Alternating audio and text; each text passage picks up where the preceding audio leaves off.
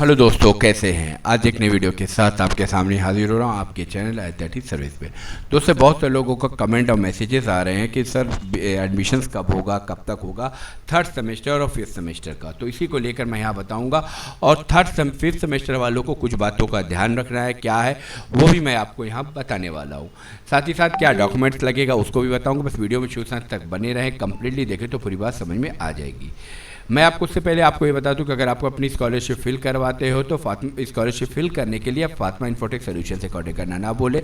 दिए गए नंबर पर सारी चीज़ें आपको बता दी जाएंगी और आपकी सारी चीज़ों के लिए जो भी आपको वो होंगी उसका जो है सुविधा हमारी जिम्मेदारी, यानी आपको वो सुविधा के लिए हमारी रिस्पॉन्सिबिलिटी होगी।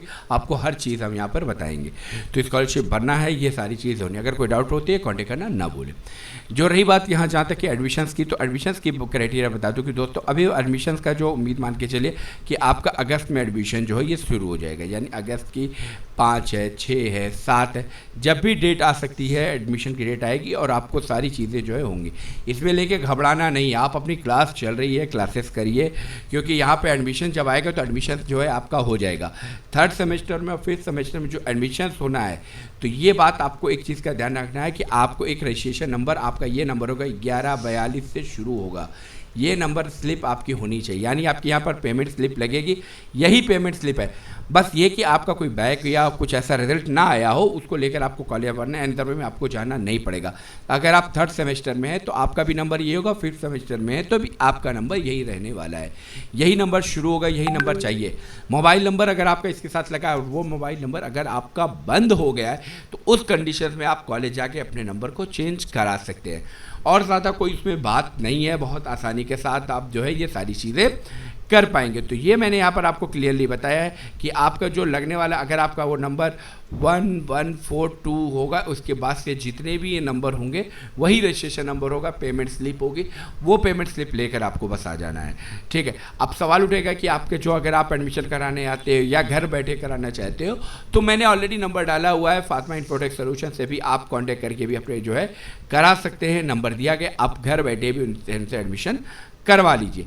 जैसे मैंने आपसे कहा कि थर्ड ईयर वालों को क्या ध्यान देना है या फिफ्थ सेमेस्टर वालों को, तो फिफ्थ सेमेस्टर वालों को एक ध्यान ये देना है कि इन्होंने फर्स्ट ईयर सेकेंड ईयर इनके रहे होंगे 3 सब्जेक्ट। ठीक है, इनके जो है 3 सब्जेक्ट्स रहे होंगे, तो वो लेके पढ़ते। अब 2 सब्जेक्ट्स हो जाएंगे, यानी इनको 2 सब्जेक्ट चूज़ करना होगा। माइनर गायब हो जाएगा, माइनर हट जाएगा।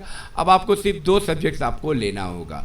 ठीक है, 2 सब्जेक्ट्स मेजर में होंगे और एक माइनर में चेंज हो जाए या माइनर नहीं होगा इस बार, तो वो क्राइटेरिया आपका होगा।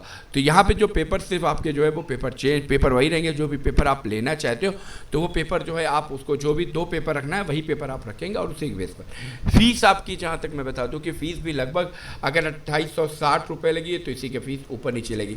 आपका प्रैक्टिकल सब्जेक्ट्स है कि नहीं है, तो इसी के हिसाब से ये फीस लगनी है।